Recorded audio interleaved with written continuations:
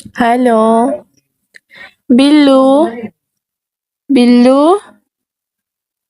বিল্লু, আপনি কি উঠবেন? এই যে, এই যে, এই যে, আপনি কি উঠবেন? তাহলে আমি একটু বিছানাটা গোছাতাম, শোবো তো? এই যে, শুনছেন? আরে বাবা, এত ল্যাথখোর হলে কি করে চলবে? তখন থেকে ডেকে যাচ্ছে, এই যে, কি আজব! ওই, উঠুন! কি ধরনের ল্যাথখোর রে বাবা! কোন স্টাইলের শোয়া?